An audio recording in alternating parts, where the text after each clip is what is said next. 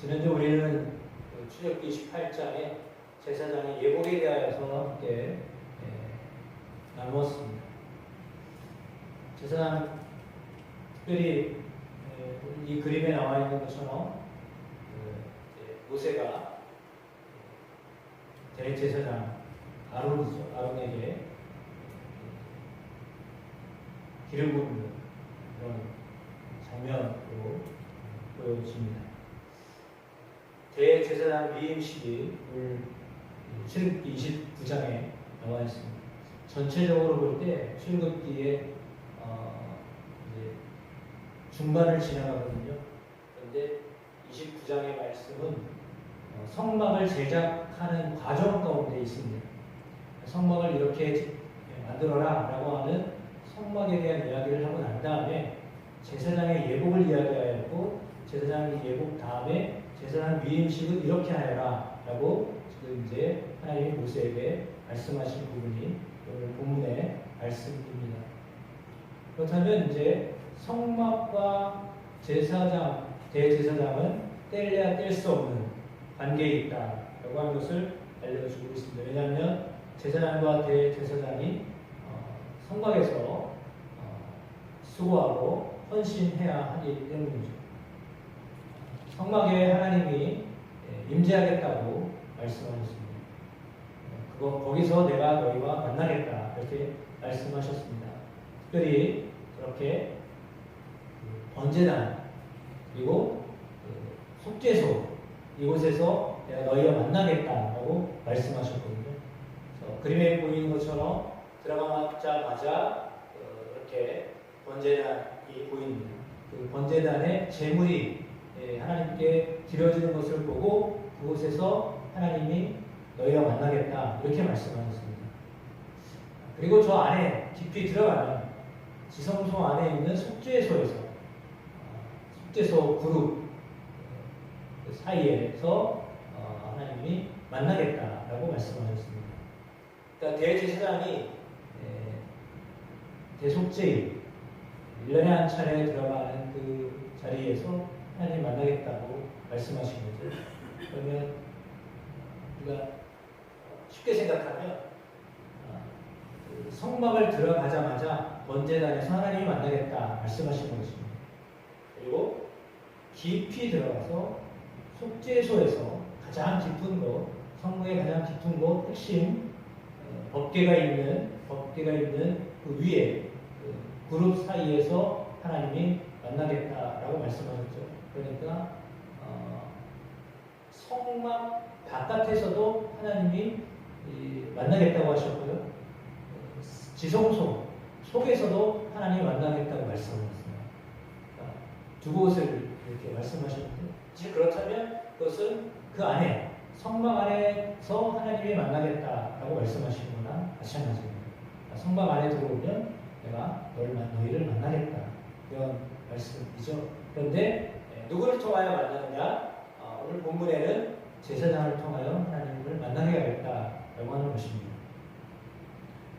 그래서 제사장은 어떤 사람이어야 하는가? 히브리서 9장에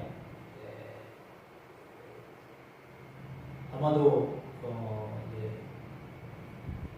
예수 그리스도를 대제사장으로 삼고 구약에 있는 제사를 해석하는 말씀이 9장 11절 말씀부터 15절까지 나와 있는데 한번 읽어보시겠습니다. 그리스도께서는 장래 좋은 일에 대제사장으로 오사 손으로 짓지 아니한 것 곧 이 창조에 속하지 아니한 더 크고 온전한 장막으로 말미암아 염소와 송아지의 피로 하지 아니하고 오직 자기의 피로 영원한 속죄를 이루사 단번에 성소에 들어가셨느니라. 염소와 황소의 피와 및 암송아지의 죄를 부정한 자에게 뿌려 그 육체를 정결하게 하여 거룩하게 하거든 하물며 영원하신 성령으로 말미암아 흠없는 자기를 하나님께 드린 그리스도의 피가 어찌 너희 양심을 죽은 행실에서 깨끗하게 하고 살아계신 하나님을 섬기게 하지 못하겠느냐. 이로 말미암아 그는 새 언약의 중보자시니 이는 첫 언약 때에 범한 죄에서 속량하려고 주구사 부르심을 입은 자로 하여금 영원한 기업의 약속을 얻게 하려 하심이야. 아멘. 기도하겠습니다. 하나님께서 중보자로, 그러니까 제사장을 중보자로 삼으시고 대제사장을 중보자로 삼으셨던 하나님이 이제 구약에는 사실 그림자였죠. 그렇다면 그 중보자는 과연 누군가? 신약에서는 예수 그리스도이십니다. 새 언약의 중보자로 오신 예수 그리스도, 그분을 통하여 우리가 하나님을 만날 수 있다라고 말씀하고 있습니다. 그렇게 하나님을 만날 수 있는 중보자는 어떤 사람이어야 된다. 오늘 본문에서 여러분들이 가장 많이 제가 12회로 썼는데 거룩이라고 하는 단어가 상당히 많이 나옵니다. 출애굽기 29장에 거룩하게 한다, 거룩하게 한다라고 하는 그 단어가 가장 많이 나온다고 합니다. 그러니까 출애굽기에서 거룩에 대한 그 단어 중에 제사장과 관련돼서 제사장을 거룩하게 하고 제사장이 쓰는 그 재단을 거룩하게 하고 그 물건을 거룩하게 하고 이런 그 표현들이 가장 많이 나오는 것이 출애굽기 29장의 말씀이에요. 그래서 그건 뭐냐면 제사장에게 가장 중요한 것은 뭐냐면 거룩합니다 라고 하는 거죠. 제사장은 거룩해야 된다 라고 하는 것입니다. 데살로니가전서 4장 3절 말씀 우리 같이 한번 읽어보겠습니다. 하나님의 뜻은 이것이니 너희의 거룩함이라 곧 음란을 버리고, 이렇게 되어 있습니다. 요즘에 저희가 에스겔 말씀을 통하여서 음란한 예루살렘에 대하여서 배우고 있습니다. 그러니까 이스라엘 백성들이 예루살렘이 우상을 섬겨서 음란한 삶을 살았다, 이렇게 이제 비유로 말씀하셨습니다. 근데 실제로 이방 종교 제사장들, 이방 종교의 제사장들은 이렇게 옷을 입지 않고 대부분 이렇게 드러냅니다. 그 말은 뭐냐면 이제 음란하다라고 하는 것을 의미하죠. 신 자체도 거의 그런 것이 많습니다. 생각을 해보시면 그리스나 로마의 신들이라고 생각되어지는 조각이나 그림들을 생각해 보세요. 그러면 거의 다 벗었어요. 그런데 하나님은 이제 제사장으로서 역할을 하려면 어떻게 되느냐? 지난주 우리가 28장에서 배웠던 것처럼 거룩한 옷을 입어야 된다, 예복을 입어야 된다라고 말씀하셨습니다. 근데 그 예복은 어떠해야 되느냐면 이렇게 설명은 좀 이따가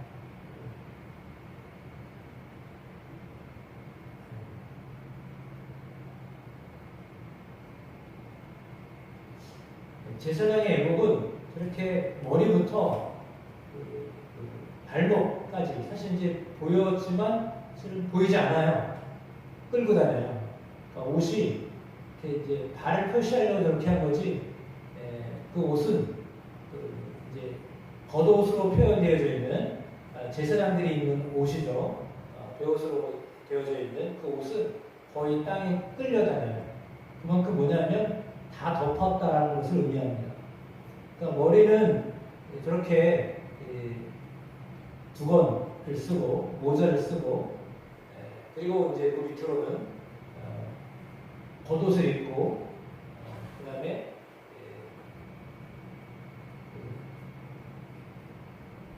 속옷을 입고 겉옷을 입고 에봇을 입고 흉패를 하고 견대를 하고 이렇게 하죠. 그러면 이렇게 가리는 겁니다. 제사장은 철저히 자신을 가렸습니다. 본인을 가려야 하나님 앞에 갈 수 있다라고 하나님이 그렇게 말씀하셨습니다. 제사장은 철저히 자기 자신의 허물과 죄된 부분들을 가려야 하나님 앞에 설 수 있습니다. 그래서 제사장으로서 역할을 하려면 예복을 입어야 됐습니다. 그러니까 뭐 신부님들이 가운을 입거나 목사님들이 가운을 입거나 성가대원들이 가운을 입거나 하는 것은 사실 저런 의도에서 시작되는 것인 거죠. 그래서 이제 이렇게 의복을 입도록 되어 있습니다.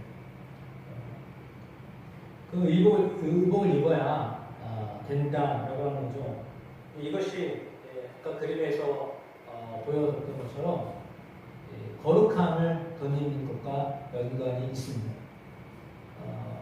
거룩을 구약에서 가장 먼저 표현했던 장면을 떠올린다면 역시 모세가 호렙산에서 하나님을 떨기나무 아래에서 만날 때였습니다. 그때 하나님이 모세에게 내가 서 있는 곳이 거룩하니 너는 내 신을 벗어라 이렇게 말씀하셨습니다. 거룩하니 너는 신을 벗어라 이렇게 말씀하셨고요. 거기서부터 거룩에 대한 이야기를 하고 계십니다. 거룩하지 않으면 하나님께로 또한 하나님을 만날 수 없기 때문이죠. 거룩이란 죄에 대해서부터의 자유를 말합니다. 거룩이란 주님과 함께하는 동역을 말합니다. 거룩이란 영광스러운 삶, 한자로 이야기하면 성결함을 말합니다. 성결한 삶을 말합니다. 그래서 거룩은 이렇게 죄로부터 자유함을 시작되어 있다면 주님과 동역하고 동행하며 주님의 거룩한 삶을 영광스러운 삶을 살아가는 것 그것을 말합니다. 그래서 예수 그리스도의 거룩함을 예수 그리스도의 거룩한 옷을 입는 거죠. 거룩함과 사랑의 옷을 입는 것입니다. 그것을 갈망하고 그리고 세상과 결별하는 삶을 살고 하나님의 말씀에 순종하는 삶을 살아가는 것 그것이 다 거룩과 연결되어 있는 것입니다. 디모데전서 4장 5절에는 하나님의 말씀과 기도로 거룩해진다 이렇게 말씀하고 있습니다.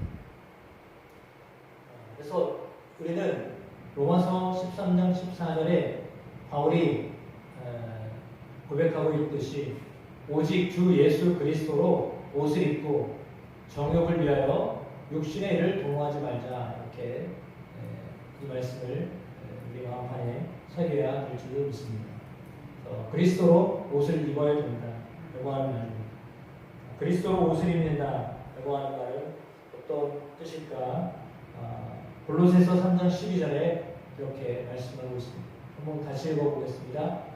그러므로 너희는 하나님이 택하사 거룩하고 사랑받는 자처럼 긍휼과 자비와 겸손과 온유와 오래 참을 옷 입고 이렇게 되어 있죠. 그러니까 거룩하고 사랑을 받는 자. 여러분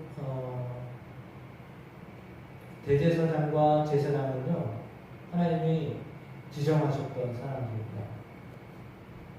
제가 할게요 이랬던 사람들이 아니라 자원했던 사람들이 아니라요 하나님이 지목하셨던 사람들입니다. 제사장은 그렇습니다. 하나님 지목하는 사람입니다. 하나님 주목해서 네가 이 일을 해라 라고 이제 이렇게 명령하셔서 그 일을 행하는 사람들이죠. 하나님이 택하신 사람들입니다.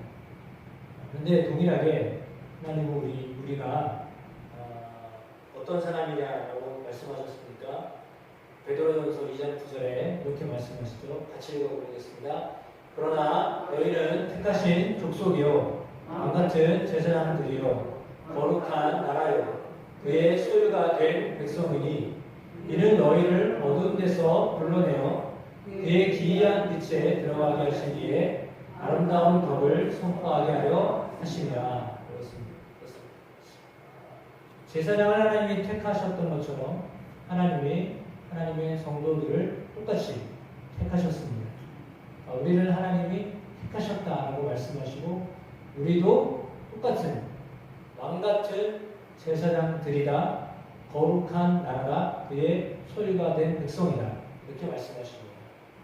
제사장에게 일컬었던 이야기, 예루살렘을 향하여 하셨던 말씀들, 그 말씀을 지금 믿음의 성도들에게 하고 있는 거죠. 믿음의 성도도 동일하게 제사장들로 하나님이 부르셨다. 이렇게 말합니다. 그러니까 종교개혁이 있은 다음부터는 모든 사람들이 제사장이나 여간의 만인 제사장서를 따릅니다. 모든 사람들이 다 제사장입니다. 물론 우리에게 중보자가 되시는 예수 그리스도가 계십니다. 그분이 우리의 영원한 대제사장이십니다. 그래서 그분을 따라서 대제사장이신 예수 그리스도를 따라서 우리가 하나님께로 나아갈 수 있게 하셨습니다. 그러므로 동일하게 또한 우리를 제사장으로 부르셨습니다. 그리스도에게 속한 자, 다시 말하면 아론에게 속했던 그의 자녀들이 자연스럽게 제사장을 이어받았던 것처럼 예수 그리스도에게 속한 사람들, 그리스도를 믿는 사람들, 그리스도를 따르는 사람들은 동일하게 제사장의 직분을 하나님이 주셨다. 이렇게 보아도 크게 문제가 되지 않습니다. 그래서 저도 여러분도 하나님이 다 제사장으로 부르셨다. 이렇게 믿으시기를 바랍니다. 그래서 우리를 하나님이 그렇게 제사장으로 부르셨습니다. 제사장이 해야 할 일은 아까도 말씀처럼 제사장은 중보자의 역할을 감당하는 것이고, 오늘 베드로전서 2장 9절의 말씀에는 뭐라고 그랬나요? 아름다운 덕을 선포하게 하려 하십니다. 라고 했습니다. 복음을 전하도록 하기 위하여 하나님 우리를 부르셨다. 이렇게 말씀하고 있습니다. 제사장이 입는 그 겉옷, 파란 겉옷 끝단에 뭐가 있다고 그랬죠? 금방울과 잘 보이지 않는데 석류 열매가 있다고 했습니다. 열매와 더불어서 소리를 내는 자, 다시 말하면 제사장이 대제사장이 특별히 대제사장이 성소 안에 들어가면 세상이 그 안에서 우리를 위하여서 지금 하나님 앞에 나아가고 있구나 라고 하는 것을 그 소리를 통해서 듣는 거예요. 그리고 그 소리를 통해서 지금 하나님이 우리 가운데 역사하신다 라고 하는 것을 알게 하는 거죠. 그래서 그 소리를 어떤 분들은 이제 복음을 전하는 소리다 이렇게 해석하는 분들이 계십니다. 그래서 아까 말씀처럼 하나님이 우리로 하여금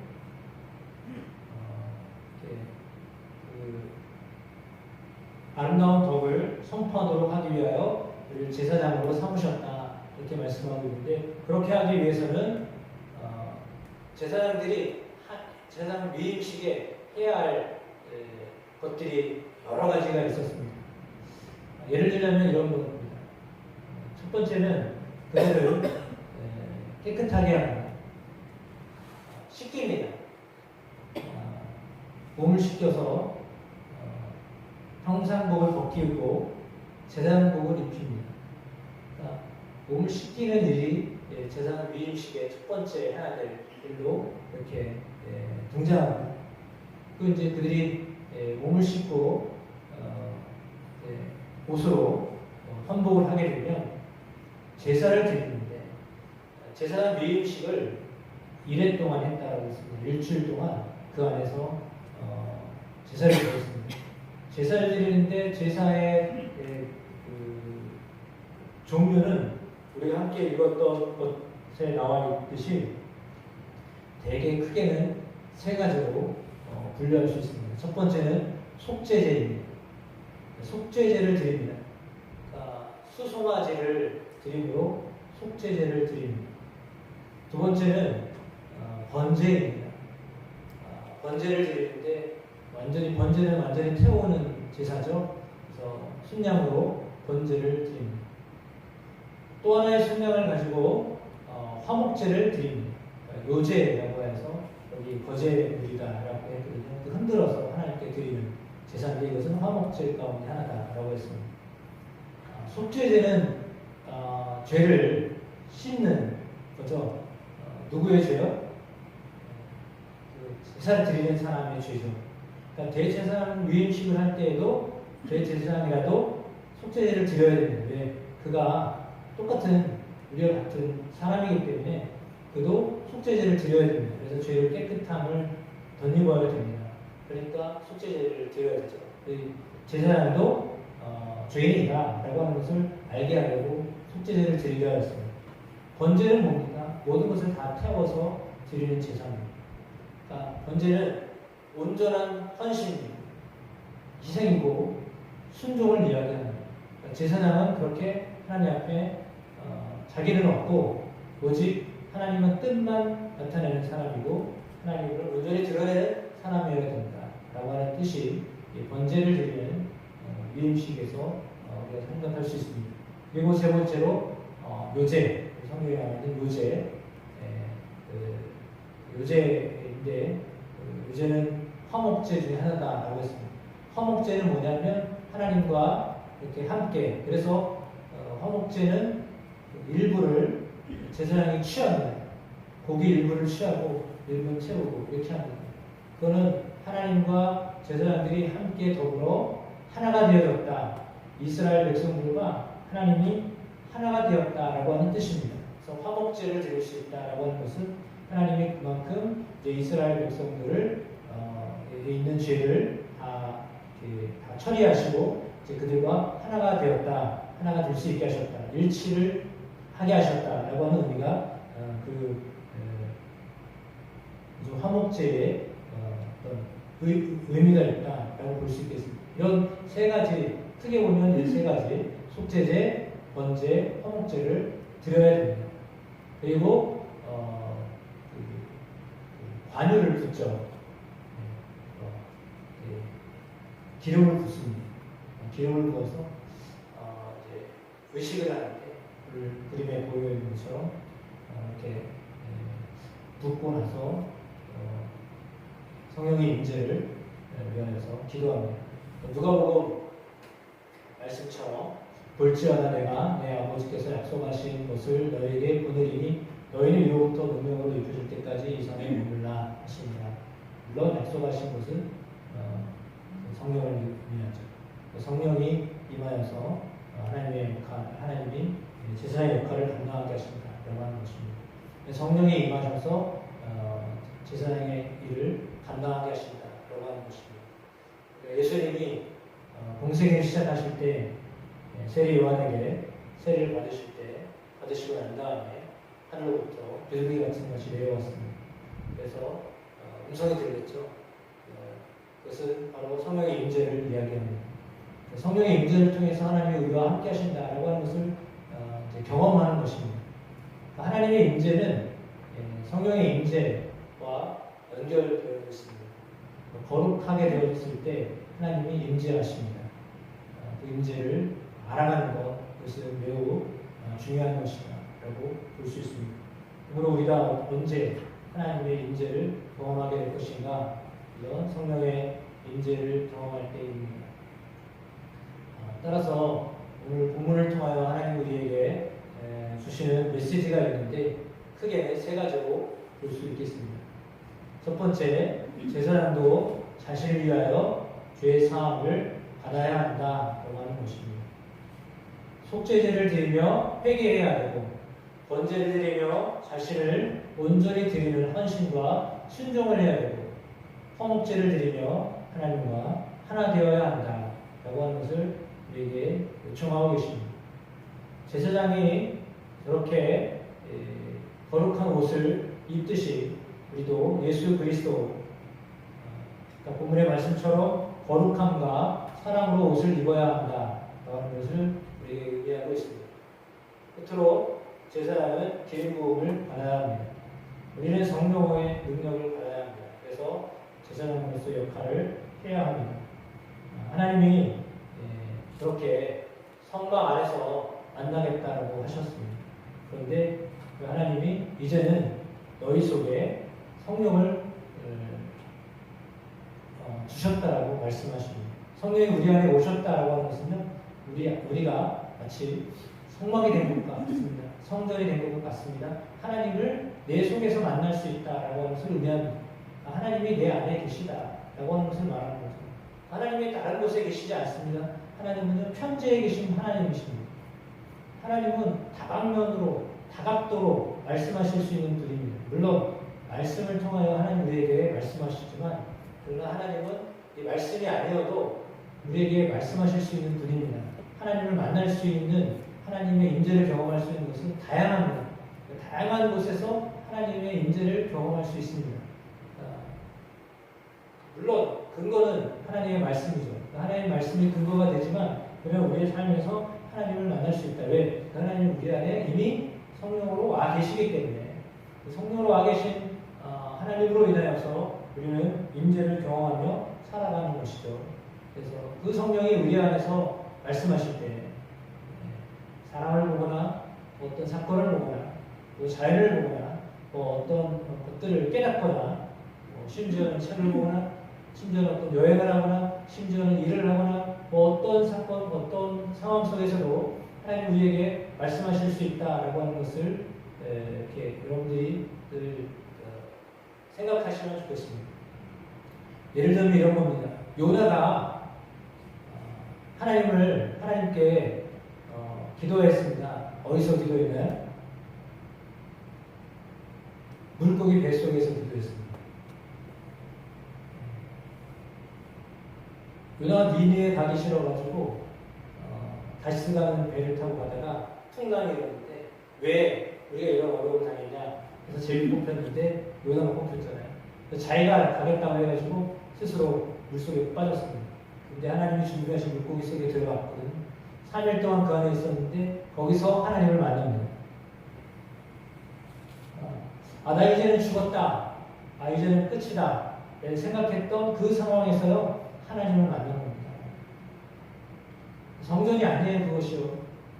어떻게 보면 물속에서 깊은 물고기 속에서 하나님을 만났다라고 하는 거죠.